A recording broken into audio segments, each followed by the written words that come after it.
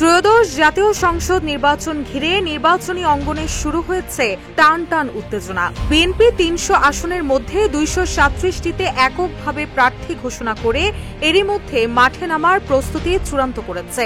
ঘোষিত তালিকায় জাতীয় নাগরিক পার্টির প্রভাবশালী নেতাদের এলাকায়ও বিএনপির প্রার্থী মনোনয়ন পাওয়ায় তৈরি হয়েছে নতুন রাজনৈতিক সমীকরণ। রাজনৈতিক বিশ্লেষকদের মতে এই যৌথ কৌশলই নির্ধারণ করতে পারে নির্বাচনের চূড়ান্ত রূপরেখা। ফলে আসন্ন ভোট যুদ্ধে বিএনপি এনসিপি প্রভাবিত আসনগুলোতে হাড্ডাহাড্ডি লড়াইয়ের আভাস মিলছে।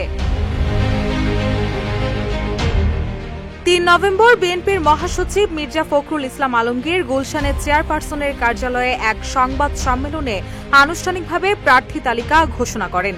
তিনি জানান, বিএনপি এবার নির্বাচনী মাঠে এককভাবে অংশ নিচ্ছে, তবে সহযোগী দল ও মিত্র সংগঠনগুলোর সঙ্গে সমন্বয় বজায় থাকবে।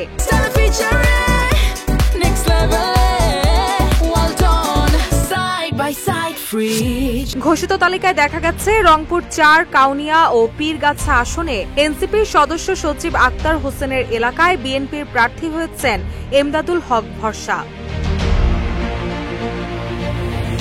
কুমিল্লা ৪, দেবিদ্বার আসনে এনসিপির দক্ষিণাঞ্চলীয় মুখ্য সংগঠক হাসনাত আবদুল্লাহর এলাকায় বিএনপির হয়ে প্রতিদ্বন্দ্বিতা করবেন মঞ্জুরুল আহসান মুন্সি। এদিকে পঞ্চগড় ১, সদর, আটোয়ারী ও তেতুলিয়া আসনে এনসিপির উত্তরাঞ্চলীয় মুখ্য সংগঠক সার্জিস আলমের এলাকায় বিএনপির প্রার্থী হয়েছেন ব্যারিস্টার নওশাদ জমির।